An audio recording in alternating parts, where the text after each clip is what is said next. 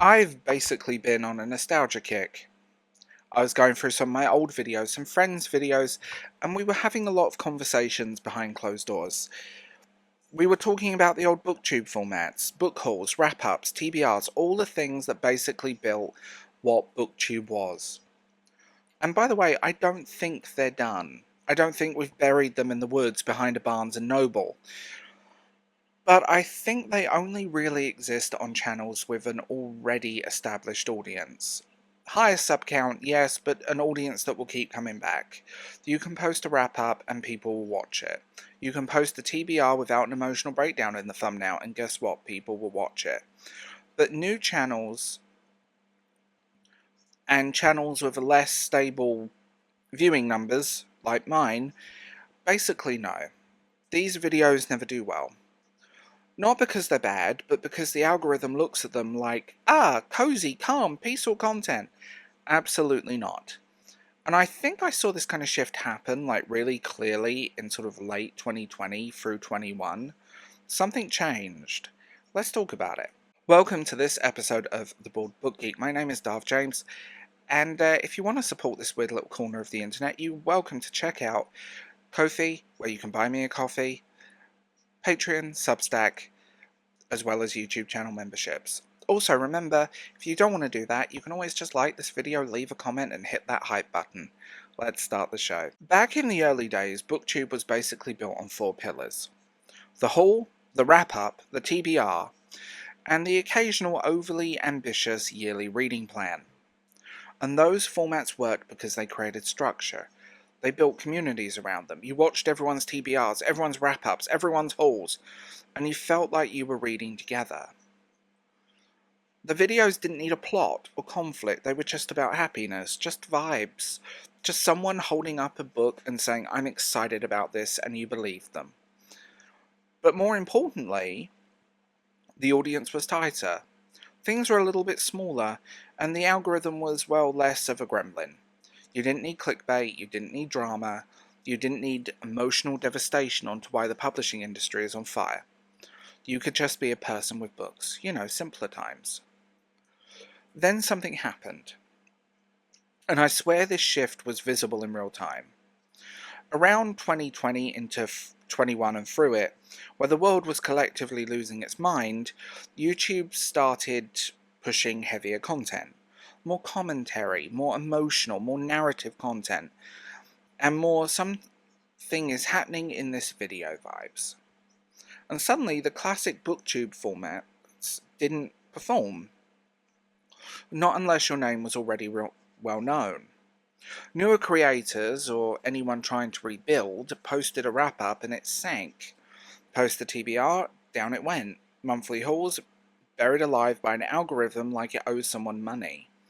Meanwhile, videos like Why BookTube is Toxic, I'm Burnt Out Again, and the book community is falling apart are getting recommended to everyone. Not because people are negative, but because the algorithm itself loves conflicts. It loves negativity. A haul has no story. A wrap-up barely has one, and a TBR is basically, I don't know, a Craigslist listing with aspirations. That's the best way to describe them. I've made them. I know firsthand. Here's the thing. The formats aren't dead. Maybe they're being gatekept by an algorithm. If you're already an established channel, you've built an audience who will click regardless, YouTube sees that and says, oh, people like this content, keep pushing it. But if you're smaller or rebranding or drifting in and out of burnout like most of us, YouTube goes, this seems quiet, maybe no one likes it. And then it gets pushed into the void, which is hilarious, because the same formats still perform beautifully for bigger names, providing it proves people want them. They just don't get shown to new viewers anymore. It's like BookTube has become this little weird neighborhood where only creators with grandfathered-in subscribers can make quiet, cozy videos. The audience, I don't think, has changed. I think the context has. I think the audience has remained the same. People still want comfort, routine, calm voices talking about books, lists, structure, excitement about reading, but the algorithm is basically saying, yeah, but only for people already famous. Everybody else, dance for me, bitches. Here's some $1 bills. It wants stories, it wants emotional arcs, it wants transformation and conflict, and all the stuff that a haul literally cannot give you. A haul video is static. A wrap-up is structured by predictability, and a TBR is basically a reading list with trust issues. So unless you already have an audience who cares about you, the format doesn't work. But, and this is important, I don't think it's hopeless. Every now and then, a new booktuber or someone will post a classics haul or a wrap-up, and it will randomly take off. Because sometimes the algorithm gets confused. Sometimes people want calm in the chaos, because the thumbnail hits right, maybe. Sometimes a specific book in a haul is trending. It's not impossible, but it is rare.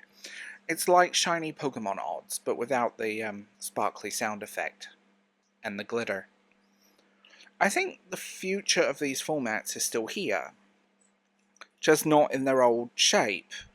They work when they're wrapped into a narrative, a reading vlog with a mini book haul, a wrap-up that feels like a story, not a list, a TBR with a theme or an emotional arc, commentary mixed with recommendations. Basically classic BookTube, but with a plot. People don't just want to know what you bought, they want to know why you bought it, I think. What it means to you. What rabbit hole did you fall down at 2 a.m? Whether you even actually read the thing. So no, I don't think book hauls, wrap-ups, TBRs are dead. I think they've just evolved into something else. Or maybe YouTube forced them to evolve by starving them of oxygen. They're still around, they're still loved, they're just not universal anymore. If you're big, you can do anything. If you're small, you need to offer a story. And honestly, maybe that's not a bad thing. Maybe it gives the community room to grow, because it has changed a lot in the 9 years I've been here. Even if it came with the side effect of chaos and burnout. Anyway, here's the books I picked up recently because I love talking about them, even if the algorithm doesn't.